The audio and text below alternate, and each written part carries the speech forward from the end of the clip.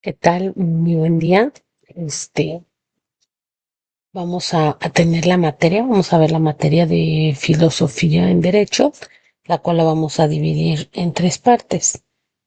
Bien, vamos a dar inicio a la primer parte.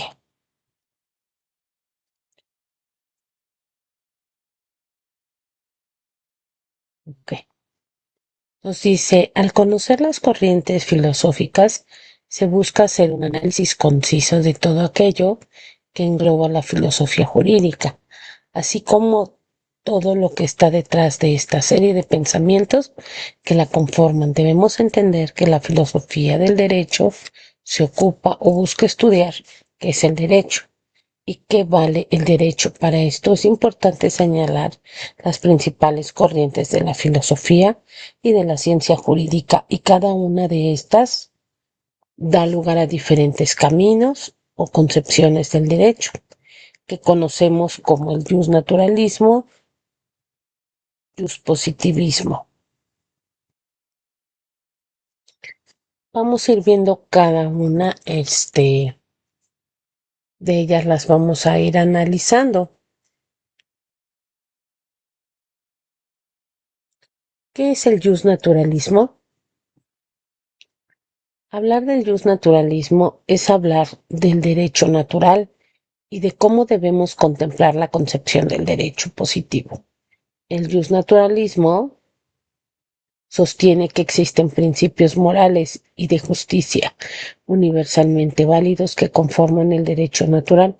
Si nos referimos al derecho natural, hablamos de los principios ideales válidos, según los cuales debe de fabricarse el derecho humano, es decir, el derecho positivo. Estos llamados principios ideales constituyen aquello que la razón, referida a la esencia del hombre, a la llamada naturaleza humana, requiere respecto de las relaciones entre humanos, o sea, las relaciones en sociedad.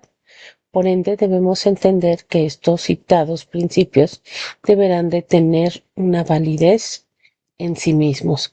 Aquí sí quisiera hacer un poquito más de señalamiento con el justnaturalismo. Recordemos, es una doctrina filosófica y jurídica que defiende la existencia de principios morales y de justicia universales, inmutables y superiores al derecho escrito.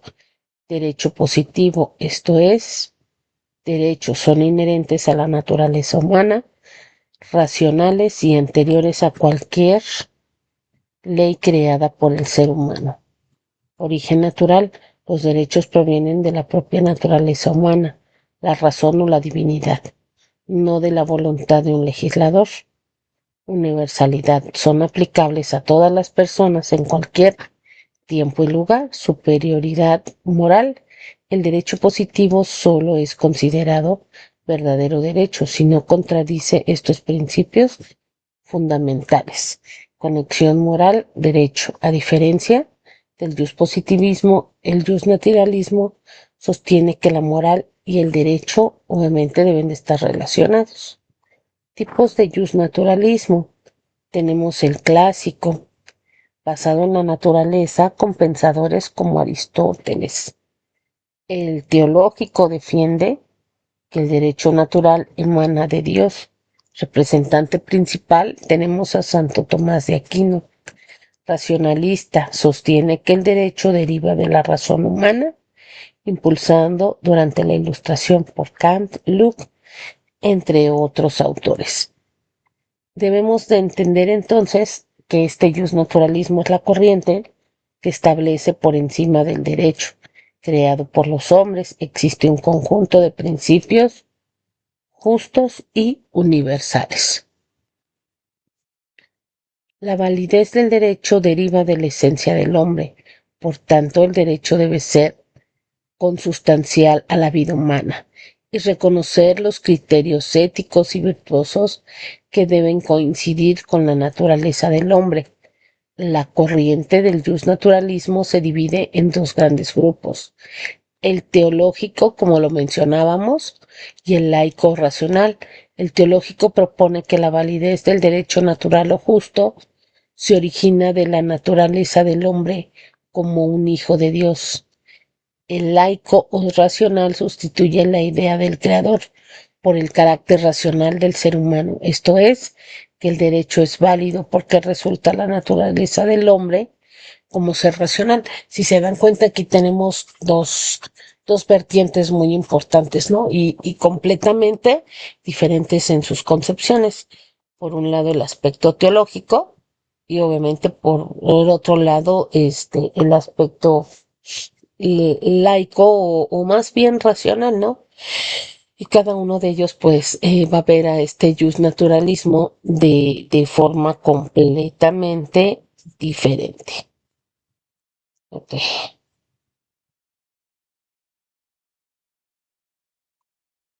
Vamos a pasar y ver qué es el positivismo.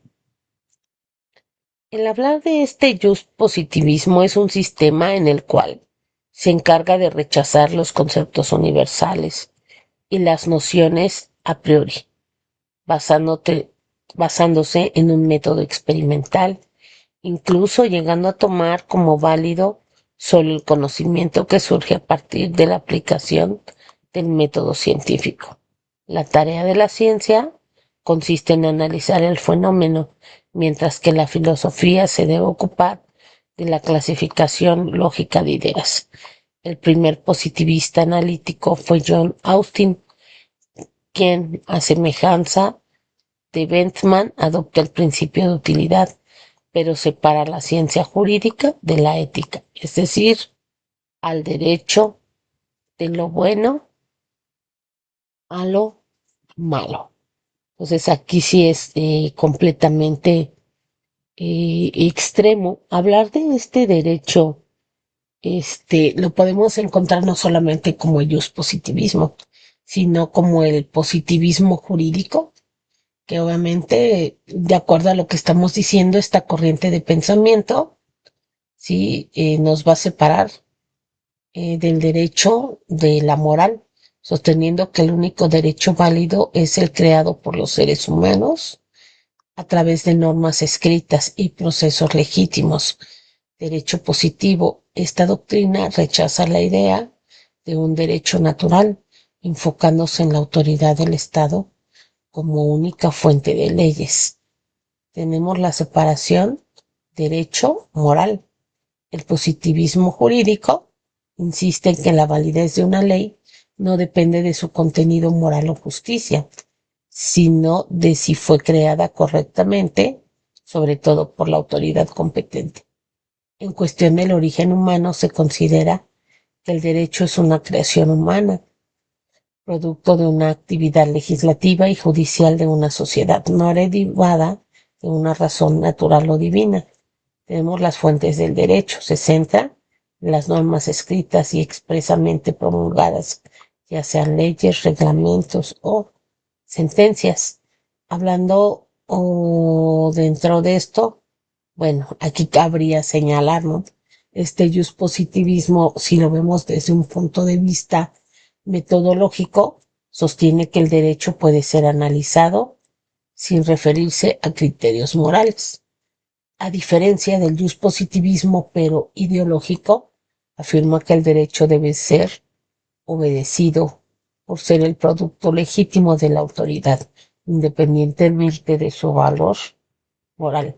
Aquí ya lo habíamos comentado en líneas anteriores, ¿sí? Hablar de una figura muy importante que fue el exponente del positivismo, Jeremy Bentham, sin dejar a un lado Hans Kelsen, que nos hablaba de su teoría pura del derecho, y Thomas Hobbes. Estos son los pilares de esta corriente positivista.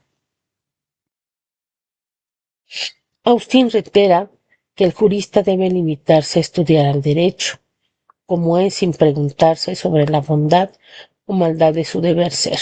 De hecho, la función de la ciencia jurídica es la exposición de los mandatos o normas del poder soberano, independientemente que Kelsen, y a los ius formalistas les preocupa la validez formal de la norma jurídica. Por ello, llegan a igualar el concepto de derecho con el de norma jurídica reconocida por el Estado, a este con el derecho o contenido que sea justo o no, que él se ubica el derecho como objeto, perdón, de una ciencia positiva,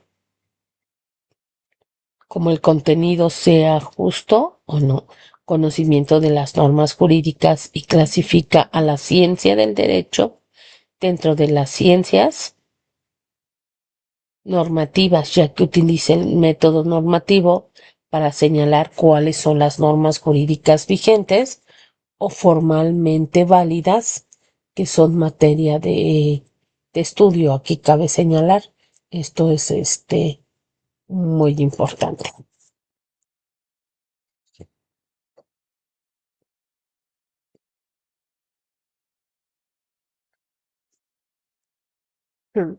Bien, vamos a ver algo bien importante también aquí, al jus realismo.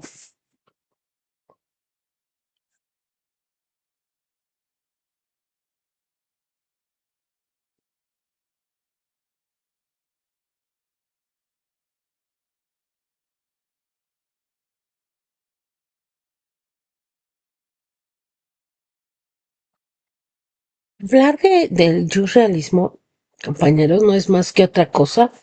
Dicen, la doctrina en la que todos los objetos que son percibidos en el mundo a través de nuestros sentidos tendrán una existencia independientemente del propio ser percibido. Sin lugar a dudas, esta presentación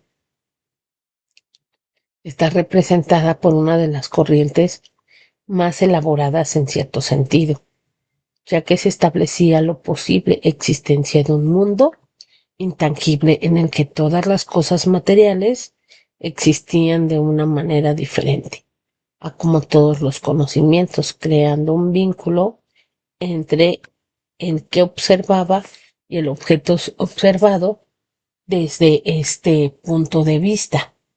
Hablar de este realismo o realismo jurídico es una corriente filosófica que define el derecho no por normas abstractas, sino por los hechos sociales y la eficacia de las normas en la práctica judicial. Considera que el derecho real es el que aplican los jueces, en el que la sociedad observa priorizando la experiencia jurídica sobre la teoría.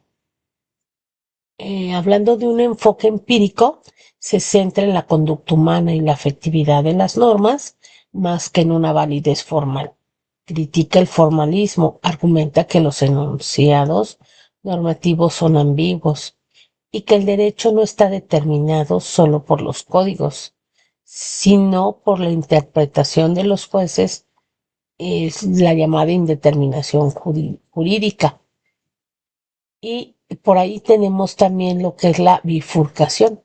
Se divide principalmente en el realismo escandinavo, enfoque psicológico y sociológico, y el norteamericano, enfocado en la sentencia que llegan a emitir los tribunales. Dentro de un contexto social, analiza el derecho como un fenómeno social que cambia según la realidad y las propias necesidades de la comunidad. Hablando de este precedente judicial, para los realistas el derecho se encuentra en los tribunales y los precedentes que generan, no en los libros de texto. Hablando del resumen de este surrealismo, el derecho no es experiencia. Es una norma, obviamente, que encontramos que va a estar escrita. El jus realismo reduce la ciencia del derecho a una ciencia social empírica, pero acepta en que una ciencia normativa no por estar compuesta de normas vigentes, sino porque los hechos sociales se refieren forzosamente a estas normas. El derecho como objeto de estudio no son las normas ni los valores, sino los hechos. Esto quiere decir que todas las proposiciones normativas acerca del derecho se refieren en última instancia a los fenómenos sociales que le dan sustento. A esta doctrina se olvida, al igual que el formalismo del contenido ético que debe perseguir el derecho. En cierto sentido, creemos que todas estas corrientes filosóficas son importantes, aunque tengan cierta simpatía por unas más que otras. No se puede negar su importancia histórica y sus grandes aportaciones en lo particular. Considerando al justnaturalismo, podría ser la más importante, aunque creo que si se busca tener una mejor manera de ver el mundo y no solo la filosofía, sería tomado e ir tomando lo mejor de cada una de estas corrientes y irlas aplicando en la vida diaria, en donde a final de cuentas el conocimiento, pues sí, en realidad es el único que va a venir, y va a ser beneficiado ante esta determinación.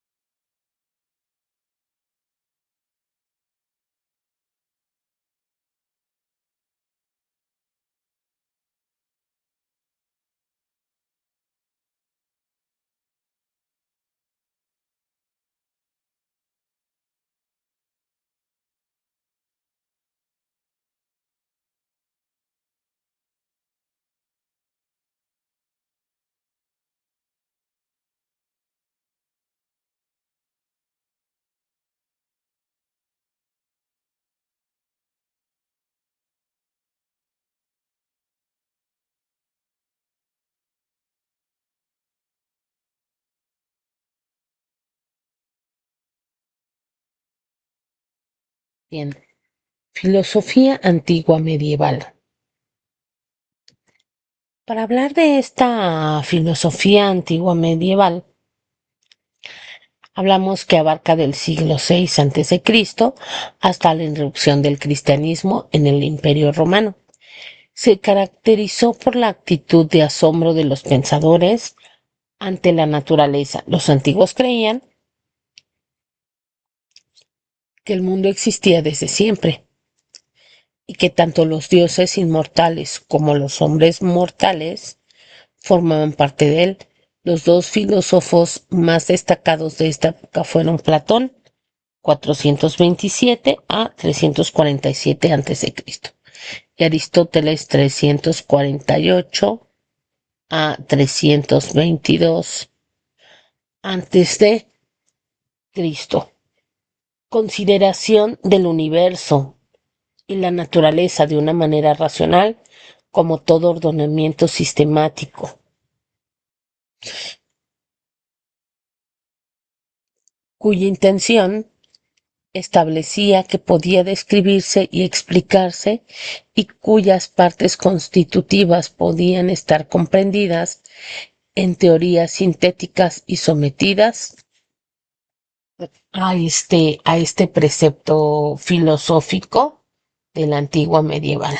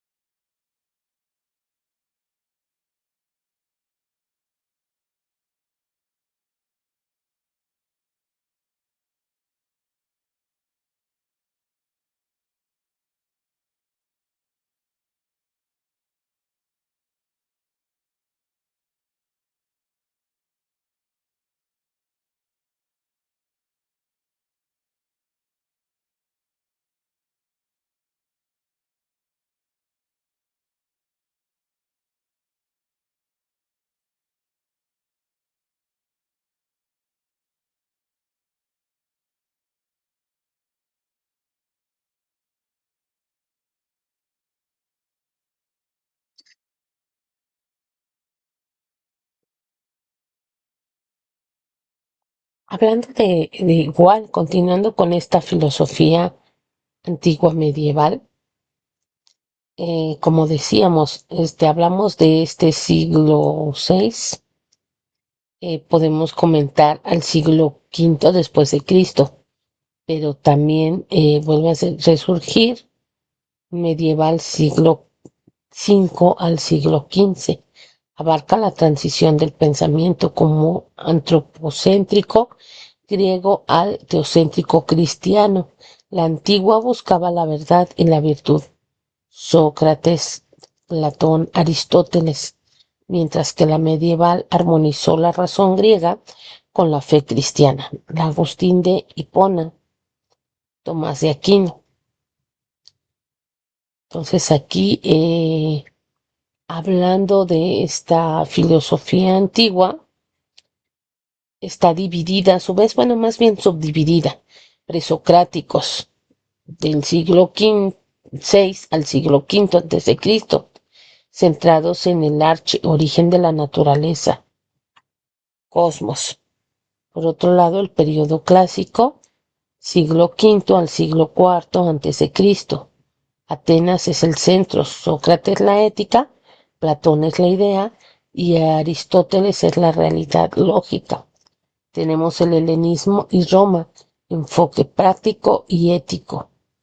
Estoicismo, epicureísmo. La característica es el uso de la razón, lo que le llamamos el logos para entender el mundo. Aquí dentro de esta filosofía del siglo V al siglo XV tenemos el teocentrismo. Dios es el objeto principal del estudio. Patrística del siglo I al siglo V. Primera fase, fusión de filosofía griega y dogma cristiano. Destaca San Agustín de Hipona, la verdad está en el interior del hombre, y él obviamente nos da esa iluminación. El escolástico, siglo XI al siglo XIV. Filosofía en las universidades. Busca armonizar fe y razón. Temas: la existencia de Dios, el mal, el libre albedrío y la relación fe a razón. Aquí la transición entre ambas se marca por por la caída del Imperio Romano y el auge del cristianismo, que permite que sea una estructura intelectual.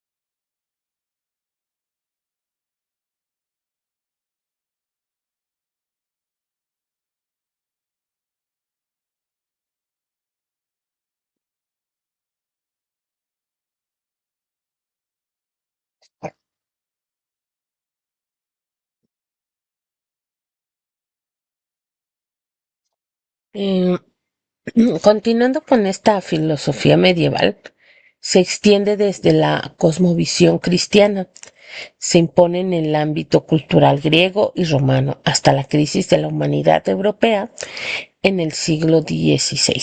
Se caracteriza por la fe siendo compartida de modo casi unánime, genera una nueva unidad en torno a la temática, a los criterios desde los cuales abordarla. En esta etapa se entiende que el único que existe por derecho propio es Dios y que el mundo y los hombres somos porque Dios nos da el ser, hasta su aparición en la filosofía. El concepto de creación. Los dos filósofos más destacados de este periodo fueron Agustín de Hipona en el año 354 al 430 y Tomás de Aquino 1225 a 1274. diferencia de lo que había ocurrido con la filosofía griega, que había centrado su reflexión en torno a la determinación del objeto. La filosofía medieval centrará su interés en Dios. Antes de entrar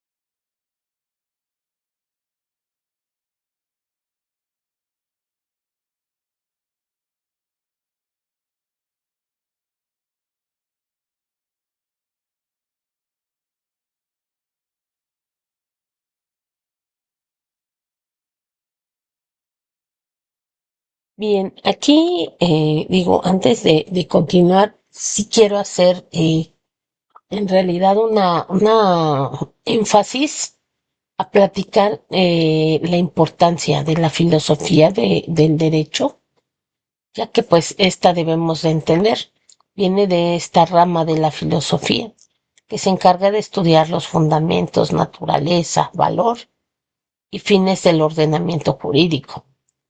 Así también analiza qué es el derecho y su relación con la justicia, la moral y la ética. ¿Qué es lo que hacen estas? Proporcionando una base crítica para la interpretación, aplicación y reforma de las leyes dentro de la sociedad. Hablando de lo que es el derecho de acuerdo a la ontología jurídica, busca entender la esencia del fenómeno jurídico más allá de las normas vigentes, cuestionando qué lo hace válido y necesario. El fundamento de la justicia, no es más que otra cosa la axiología jurídica, estudia los valores que el derecho debe perseguir, como la igualdad, la libertad y principalmente hablamos de la justicia.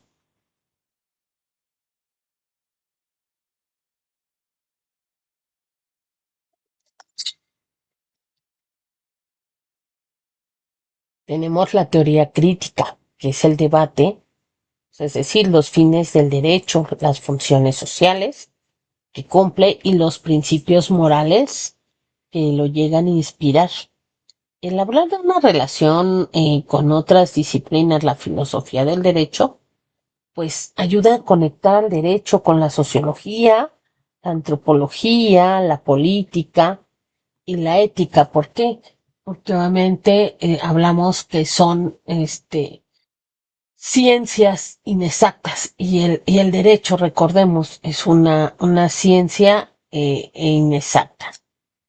Hablar de la diferencia con la ciencia jurídica, de acuerdo a la teoría del derecho, mientras la ciencia del derecho o teoría del derecho se enfoca en el derecho positivo, que es el conjunto de normas jurídicas, de las normas vigentes y su aplicación. La filosofía del derecho, pues se va a encargar de cuestionar la validez de estas normas y Obviamente esto nos va a poder permitir reflexionar el por qué, el porqué de estas normas. Aquí sería importante señalarlo.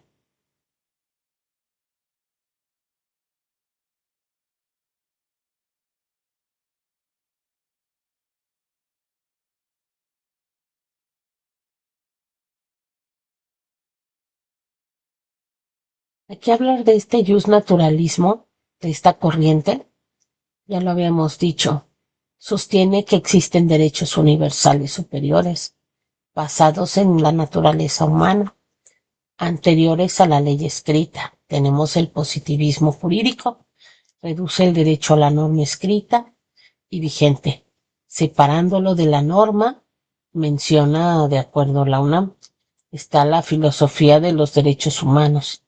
Analiza el fundamento y la universalidad de los derechos fundamentales. Hablar de la importancia y la aplicación. Tenemos la interpretación judicial, ayuda a los jueces a interpretar leyes complejas y resolver conflictos bajo principios de justicia. Tenemos la legislación, que es la guía a los políticos en la creación de leyes justas y eficientes. Tenemos a la ciudadanía, permite a los ciudadanos comprender sus derechos y obligaciones, fomentando una participación crítica. Hablando en resumen, es la disciplina que pregunta por la justicia de lo establecido, para asegurar que el derecho no sea solo una imposición de fuerza, sino un instrumento de orden. Justo esto de acuerdo a lo que nos llegan a decir nuestros historiadores. Aquí es algo bien importante. O sea, la filosofía del derecho, como obviamente viene de una rama de la filosofía, se encarga de estudiar esos fundamentos desde un punto de vista de lo que es el origen y los fines de un fenómeno jurídico. Se va a encargar de analizar críticamente el concepto de derecho. Algo también muy importante que no debemos dejar a un lado, la justicia y la moralidad de las normas, su aplicación, los valores que la sustentan, yendo más allá de su explicación y justificación teórica y práctica. Estos principales funciones, pues ya lo habíamos dicho. La ontología jurídica busca definir qué es el derecho, analizando desde un inicio su naturaleza y estructura fundamental. Axiología jurídica estudia los valores jurídicos con especial énfasis en la justicia, la igualdad y el bien común. Epistemología jurídica analiza el conocimiento del derecho, cómo se interpreta y obviamente se aplica. La relación con la moral examina la conexión entre el derecho y los principios éticos, la legitimidad de las normas y el deber de la obediencia. Aquí tenemos una herramienta práctica que se encarga de proporcionar a los juristas las bases conceptuales para interpretar y aplicar el derecho, especialmente en casos difíciles donde la ley pues muchas veces no llega a ser clara. Hablando que finalmente la filosofía del derecho no es una disciplina meramente especulativa, sino una reflexión crítica que busca dar una unidad y coherencia a todo el sistema jurídico, sirviendo como una guía para poder ser una forma o una manera constante.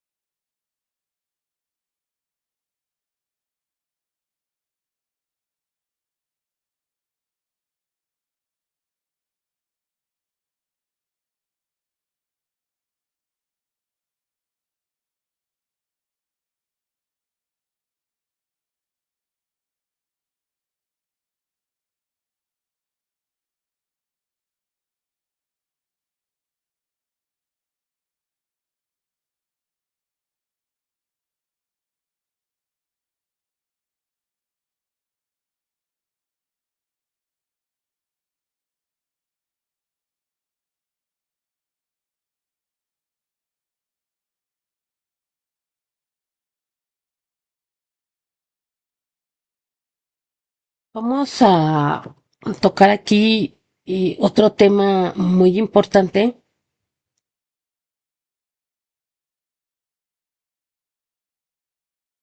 que es la dimensión jurídico-filosófica. Hablar de esta dimensión jurídico-filosófica habla de los derechos fundamentales que están ligados a la dignidad de la persona. Son la proyección positiva, inmediata y vital de la misma. Constituyen la condición de su libertad y autodeterminación. El deber jurídico significa la existencia de una norma válida que ordena determinado comportamiento. Hablar de esta dimensión jurídico-filosófica, pues no es más que otra cosa, que es el estudio de los fundamentos éticos, racionales y antropológicos del derecho, analizando qué es el derecho, su origen, función, relación con la justicia, más allá de la ley positiva. Explora la naturaleza de las normas y su justificación, abarcando justnaturalismo, positivismo y visiones críticas. Tenemos aquí aspectos importantes. Examina el origen, el deber ser, el derecho, no solamente lo que la norma establece. Hablar de justicia y valores se centra en la relación entre el derecho y la moral, la justicia, la libertad y el bien común. En tanto a la argumentación y crítica, sirve de base para interpretar la ley, resolver conflictos normativos y revisar críticamente el sistema jurídico. Aquí hay lo que son los enfoques principales. El justnaturalismo, que sostiene la existencia de principios universales superiores obviamente a la voluntad de la humanidad. Tenemos al positivismo enfocado en la norma creada por el Estado. Está el marxismo, crítica, analiza el derecho como instrumento de poder.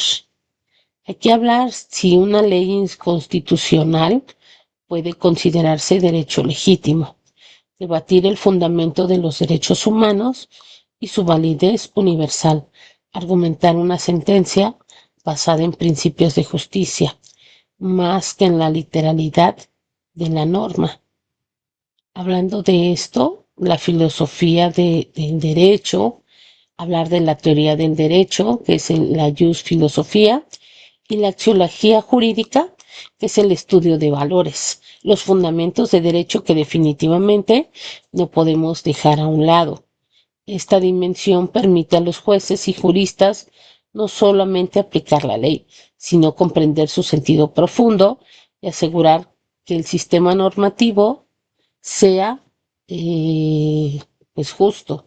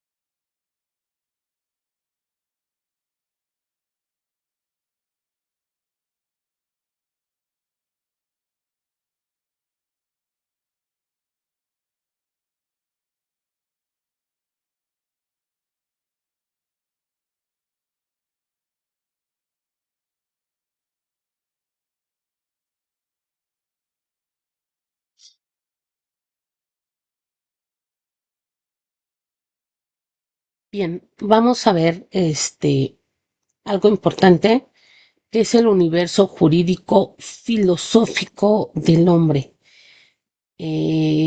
un concepto tan amplio y a la vez tan extenso y tan grande que es hablar del universo jurídico filosófico del hombre.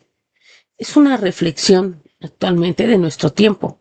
Enfoca una actitud honesta y de mayor responsabilidad, subrayando la constitución pluralista del universo, sin dejar de aspirar a un primer criterio básico universal, a una verdad radical fundamentante de todos los demás, pues esta es pretensión inherente a toda filosofía.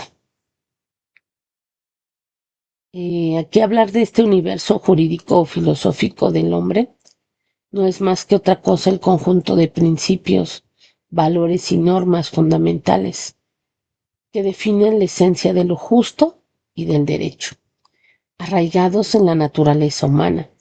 Analiza la relación entre la moral, la justicia y las normas jurídicas, evolucionando desde el justnaturalismo, derecho natural, hasta concepciones modernas centradas en el ser humano y la dignidad. Hablar de un fundamento humanista no es más que otra cosa. Considera que el derecho deriva de la esencia y la racionalidad del ser humano. La finalidad de la justicia busca la esencia de lo jurídico, persiguiendo principios absolutos de justicia. Tenemos lo que es la filosofía y derecho, que se encarga de estudiar los problemas jurídicos fundamentales, conectando la norma con la moral y la dignidad humana. Hablando de la evolución del pensamiento, no es más que otra cosa que abarca el justnaturalismo, el derecho natural, el justformalismo, que son las normas escritas, y el justrealismo, que es el derecho aplicado, y sin dejar a un lado la dignidad y el derecho natural. Este se encarga de reconocer potestades inherentes a la persona, fundamentales para la construcción de una comunidad justa. Hablando de estos sinónimos, tenemos conceptos afines dentro de la filosofía jurídica. Tenemos la filosofía del derecho, el jus filosofista, teoría del derecho justo, humanismo jurídico, fundamentos de la justicia. Hablando dentro de estos pues conceptos, ¿no?, de sinónimos de la filosofía del derecho, debemos también asimismo de contemplar un poquito lo que son estos ejemplos. Hablar en este caso de los más importantes, de los derechos humanos, la Declaración de Derechos Inherentes e Inalienables, que no dependen obviamente de una ley escrita. Por el simple hecho de ser un ser humano, sé que, que nazco, que vengo aparejado con esas garantías que me va a dar la propia ley y que no va a haber nadie que me las quite. Nos dice aquí que no dependen de la ley escrita. Efectivamente, no vienen dentro de la ley escrita. Podría entenderse que aunque no vinieran de una ley escrita, se tienen que cumplir.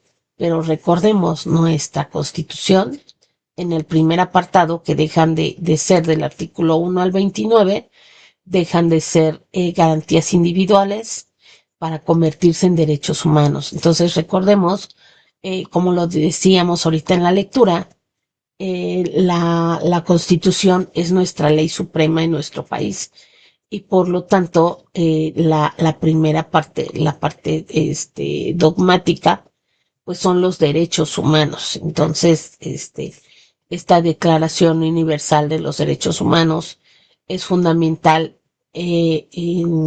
imprescindible. A pesar de que no dependen de una ley escrita, no importa.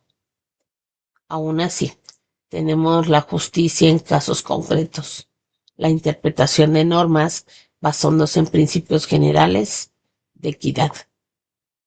Hablar de un debate sobre la legitimidad, cuestionar si una norma legal es justa o es injusta, yendo más allá de si está escrita. Hablar de la responsabilidad ética, la obligación de cumplir normas civiles basadas en el deber moral, como en la teoría kantiniana.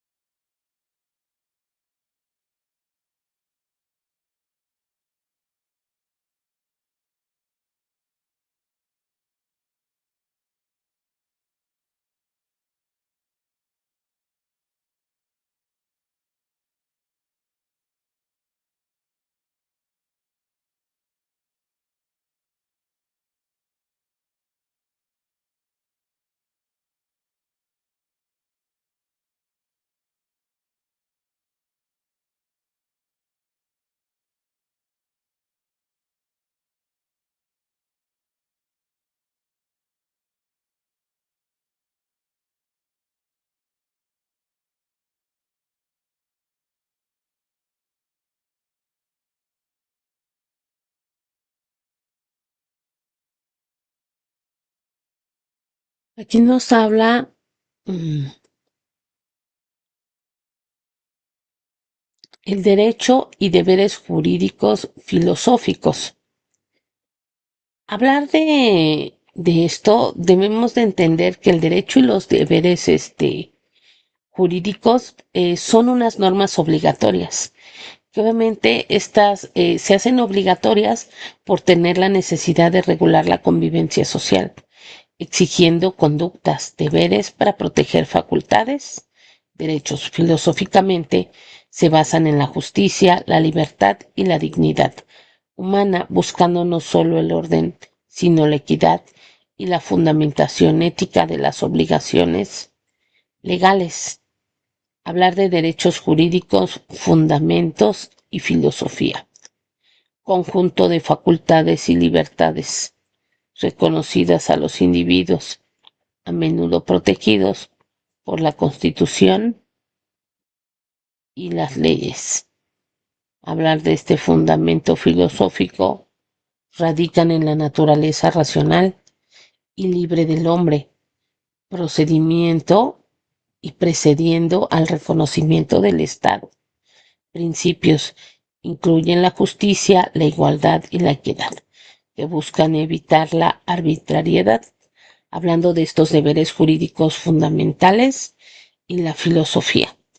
Tenemos las obligaciones cívicas y legales que toda persona debe de cumplir con la sociedad. Un ejemplo importante y elemental, ¿no? Como el respeto a la ley y contribuir a dicho orden que papá gobierno establece para beneficio de la propia sociedad. Tenemos a la correlatividad. Cada derecho conlleva un deber correspondiente. El origen de la filosofía expresa la dignidad de la libertad humana y el compromiso ético con la comunidad.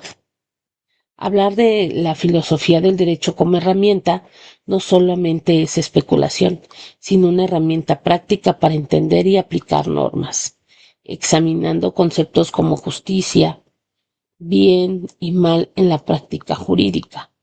Aborda problemas de validez de las normas, la ética de los operadores de justicia y la relación entre la ley y la moral. Esto es muy importante tomarlo en cuenta. Aquí nos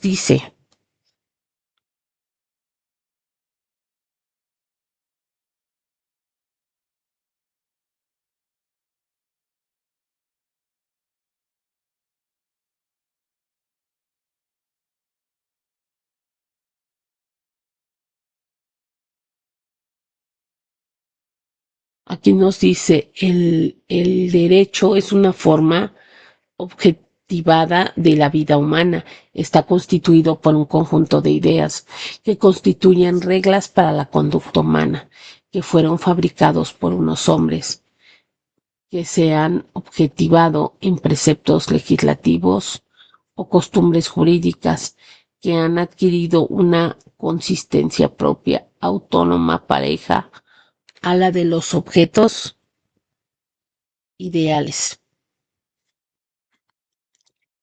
Aquí antes de pasar con este tema, sería importante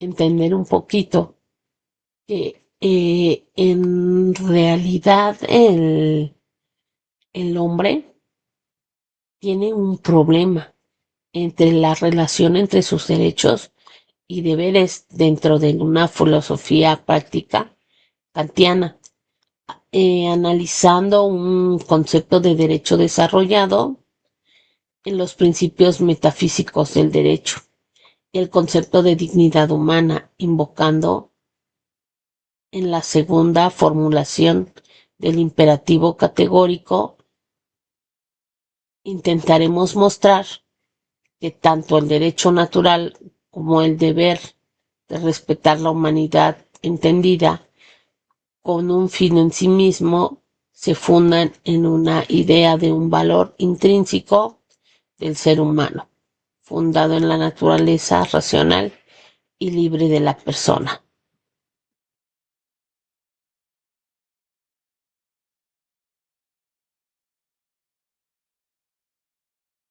Y para concluir nuestra primera parte, vamos a tocar algo bien importante, la metodología jurídico-filosófica.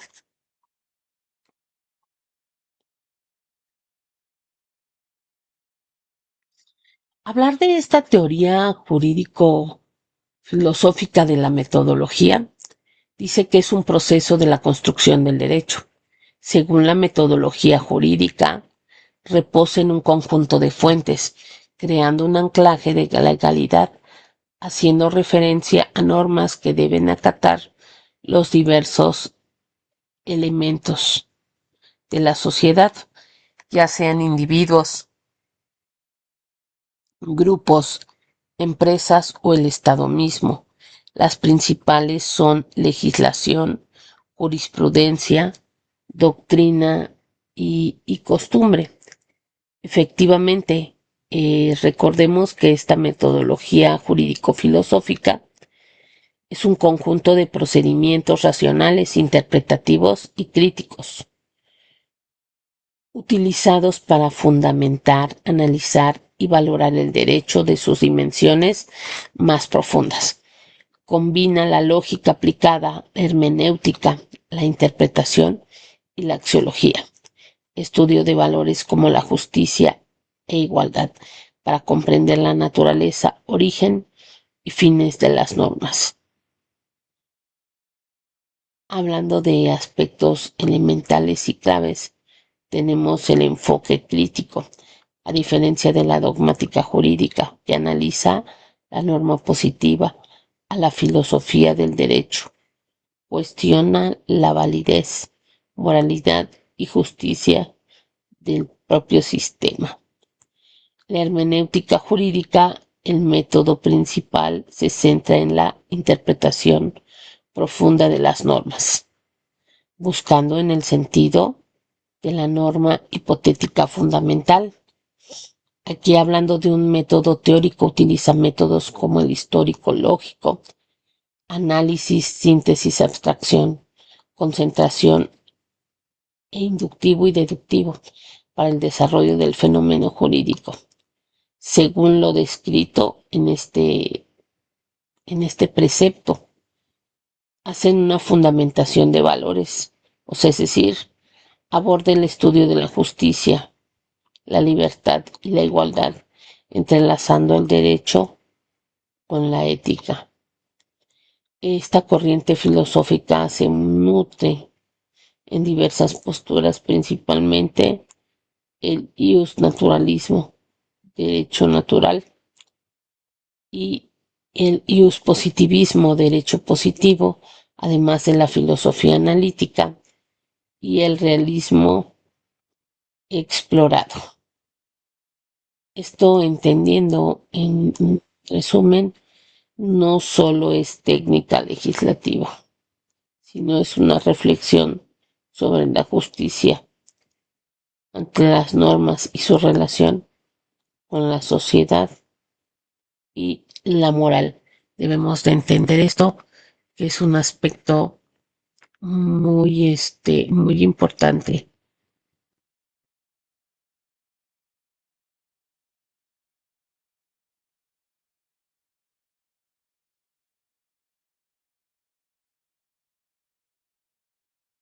Porque recordemos, o sea, en realidad hablar de metodología no hace otra cosa que estudiar métodos, técnicas y procedimientos lógicos. Todo esto, todo este conjunto logra investigar, interpretar, aplicar y sobre todo enseñar al derecho. Va a funcionar como, se va a tener como una guía estratégica que le va a poder permitir resolver problemas jurídicos, analizando las normas y principios del derecho positivo de manera estructurada, ya sea dogmática, histórica o filosóficamente.